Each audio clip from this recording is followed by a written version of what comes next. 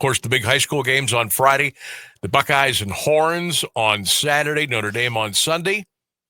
And then the Browns and Bengals getting a little bit closer. A week from this Sunday, up at the stadium, Cleveland and Cincinnati, the old Battle of Ohio. Let's bring in Freddie Greetham now. Check him out on X at Fred Greetham9. Does a terrific job writing up for the Orange and Brown Report. Good afternoon, Fred. How are you? Hey, Sam. It's going well. All right, man. I appreciate you. I know you're busy. Got you for a little bit here this afternoon. Boy, I couldn't keep up with your tweets today, Fred, because of all the additions and subtractions in the roster. It's just like a floating amoeba out there. Are we done making moves, at least for today? Well, it depends on which one is what the last one. I don't know if you knew they signed a quarterback, Bailey Zappi. Oh, when the heck did they do that? I didn't see that. They didn't announce it, but they confirmed that he's added to the practice squad, the guy that started the final game last year. Oh, so for the love of Pete. They don't have enough quarterbacks. It's like when Tyler Huntley is going to go to the Ravens, I was having a sneaking suspicion they were looking to bring him back to the practice squad. I'm getting the feeling that they do not want to put Shedeur on the field this year. Oh, boy. So, okay, let's start there. And that is a great angle for me to start. Okay, so what exactly does that mean? What are they trying to do? What are they trying to say by trying at all cost not to put number 12 on the field this year? That's just my speculation, but I think you're right. Like Kevin Stefanski has said over and over and over, we have a plan to develop these young guys. And I just think they feel that the way I'm reading it, at least right now, now that you've traded Kenny Pickett, you're one play away from Dylan Gabriel. You have to feel good enough about Dylan Gabriel. But let's say Pickett and Gabriel both go down,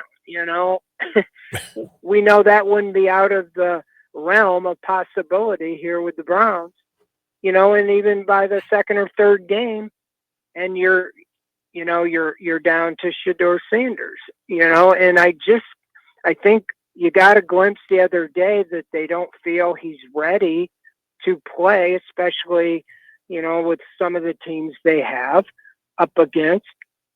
And I might be completely wrong reading this, but it just seems like they really want him to spend the year, the most of the year, going against the scout team or being the scout quarterback and learning the NFL game, and not being thrown out there, so to say, before his time. Oh, that's just my opinion, what I'm seeing. So then, and I totally get that, and I think you're right. I thought Huntley was going to come back, so now they go and get Zappi. You've got Joe to start, and who knows that, Uncle Joe he's up there, but he's a tough cookie, and I love the way he comes and battles every day. Gabriel, the third round pick, they really seem to love him. Shedeur, of course, they got Kenny Pickett before all those guys brought him in as a free agent. I guess I'm coming full circle, Fred, and I'm just throwing this question out there. And I'm asking you, I'm asking the Browns, I'm asking everybody that knows anything about NFL football. Why did we draft Shedeur Sanders at this point? Why did they even make him a selection? Well, I do think they really like him. Okay. I really do. I really think, and they might think long term he has more upside than Dylan Gabriel. And they could see him maybe as the franchise quarterback. They just feel like because of his background, not playing in an offense that was pro style, or, he just needs to learn and come along, and he's come a long way. I just think that they're committed to working with him and trying to develop him. I go back to a question I asked Andrew Berry when we met with him second or third day of camp. I said, do you see a path of keeping 4 quarterbacks on the roster? And he said, I do. We look at the bottom 5 on the roster as developmental players. Well, when he said that, to me, that he's saying they look at Shedeur Sanders, I think he was talking about him over Dylan Gabriel, by where he was drafted, as a developmental player. And so those guys are usually inactive on game day for most of the season. Mm-hmm. I mean, we can go look at the last 3 years at different positions.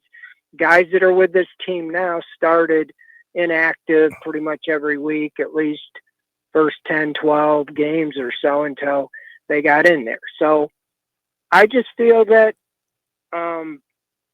they will, when they feel like he's ready to handle the snaps and so forth in a game, he'll be out there. Now, I might be completely wrong on that, maybe, but I just don't know what the panic is to get another quarterback in here right away, right after you just traded Kenny Pickett for a 5th rounder. Right.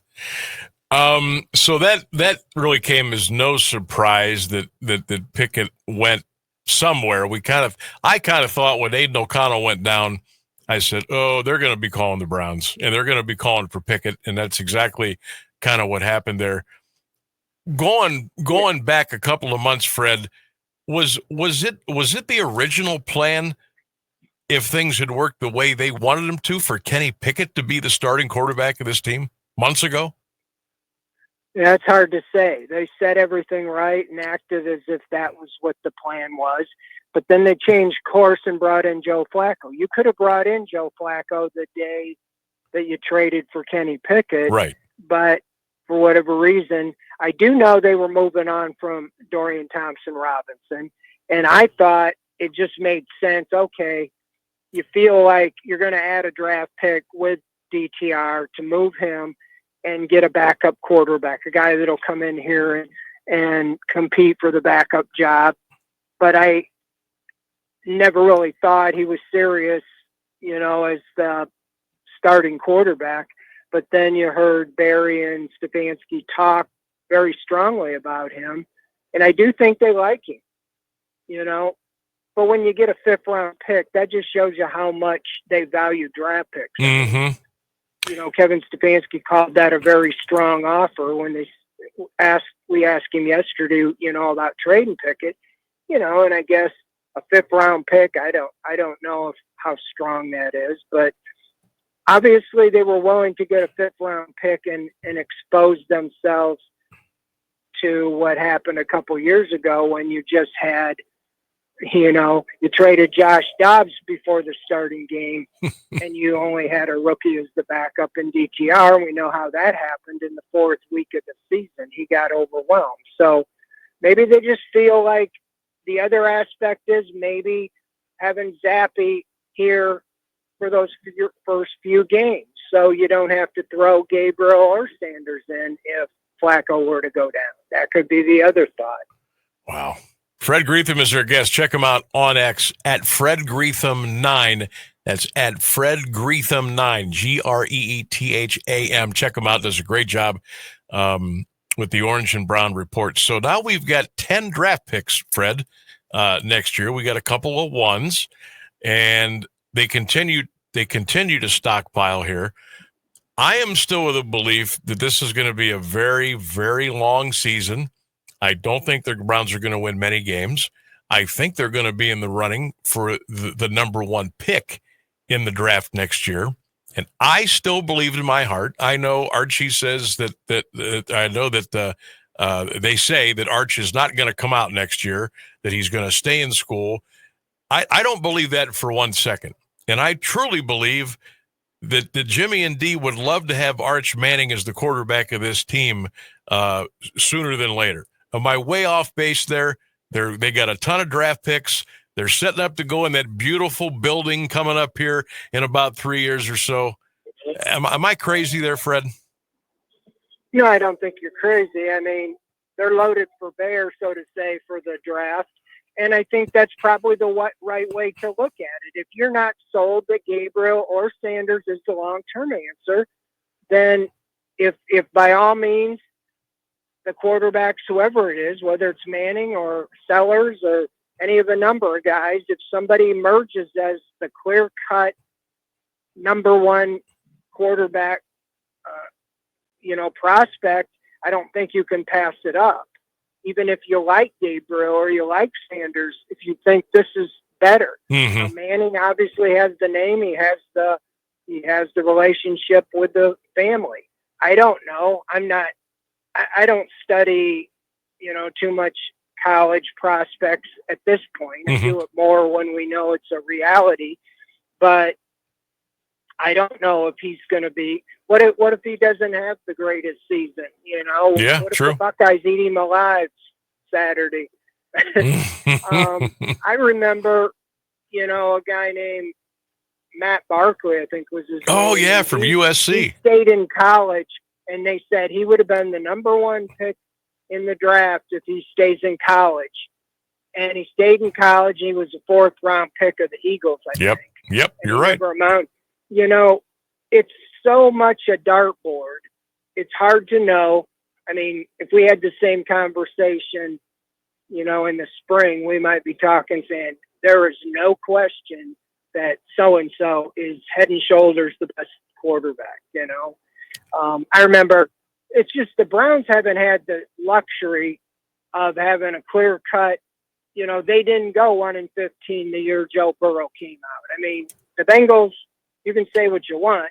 They were very, very fortunate that Joe Burrow was there. He was like the only choice that year. So we got all the draft picks. To me, it seems like they're trying to do a tear down, but they're also trying to make it look like they're trying to be competitive, all at the same time. And in some weird, bizarre way, there's a guy with the jersey number 4 who's still kind of there. What is anything going on with Deshaun Watson? Oh, he's been throwing the ball inside the facility and posting stuff on Instagram. I mean, there's no possible path for him to take another snap, is there? Well, that might be why you're bringing in another quarterback, just to kind of make sure, because your worst nightmare, I think, would be if Flacco goes down and, and you go through 2 or 3 guys and you're left like you had in the last few years, and you get to October, November, and he's sitting there and you have to put him back in. I just don't think, the Browns want to go down that road again. No. But this could be very interesting, because if he gets cleared and the Browns, don't activate him, I don't know how that all legally works, with the NFLPA and so forth, because, I mean, if he still wants to play, I mean, everybody can say, well, you can just collect your money. But I do think that he still wants to play, if not here, for another team. And if he's cleared and fit to play, I don't know what you do. Wow. Do you just make him inactive? See, he's been put on that list, the reserve pup list. Mm-hmm. He has to miss the first 4 weeks.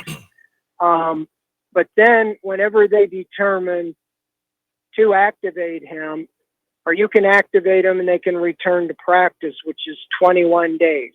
After those 21 days, if you don't put him on the active roster, he's out for the season. If you remember last year, they did that with a guy named Nyheim Hines. Yep. He never came off that list, and he couldn't come off when they didn't activate him after 3 weeks. So I don't know if the Browns say, well, he's not ready, we just don't activate him, how much of a stink Watson would raise, What a conundrum. Fred Greetham is our guest. Orange and Brown Report. Check him out on social media, on X at Fred Greetham 9. Wow, these questions are coming about the quarterbacks, but I can't keep stopping here. You mentioned they want to develop, they want to see what they've got here with Gabriel and with Sanders. Of course, Joe's going to be the starter. They bring in Zappy. They've had Huntley in and out of the building. My question is, Fred, how can they possibly be in a position to go full 100% development with all these quarterbacks, with so many quarterbacks in the room? Is it possible for everybody to get a fair shake that they want to see on the field at some point? Well, Kevin Stefanski was asked that today. He didn't really answer, kind of a diplomatic, is that because once you get into season mode, your starter, Joe Flacco, gets, 90% or 95% of the reps, each week. Right. And then you have the scout. And so if that's Sanders, he'd be going against the first team defense, but going against the defense or the offense that the opponent is running, not what the Browns run. So maybe that's something they'd have Zappy do. I don't know, but it is how you going to do this. It cleared a little bit by trading Pickett. You thought, okay, now you see the path.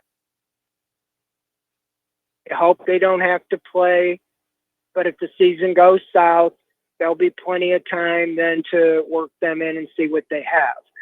I really don't at this point know. I know they feel good enough about Gabriel to put him in. I'm pretty confident if Flacco, I'm not saying if Flacco struggles in the first game, but if Flacco pulled a hamstring or couldn't play, got injured, they would go with Gabriel, I'm pretty sure. But I don't know if something happened to the first two, what they would do with Sugar Sanders. And I'm sure it's speculation. That's what a lot of us were kind of thinking. Maybe Huntley, they liked him, and if they could get him back, he would kind of be the emergency third guy. Fred Greetham, our guest, one more, and we'll let you go. And again, I appreciate all your time here, sir. Do we know what's going on with Quinshon Judkins? And are the Browns pretty much waiting on the NFL at this point? Nobody's saying anything. They have to be, in my opinion. I mean, I have a story written, assuming today we would have got some news, but again, no news. And I really, for the life of me, don't know what's going on. I mean, you had the legal, rendering. It has to be with the NFL trying to get clarification. But you see a thing like, if I'm not mistaken, that Rashee Rice, I think he killed people with his car. Yes. And I think he got six games. So I don't know with somebody that wasn't charged, what it's all about. But they claimed a running back today they like, Stefanski said they liked him in the draft, Raheem Sanders. Had a big year at Arkansas a couple years ago, rushed for over 1,400 yards. He's a bigger guy. He's over like 230 pounds.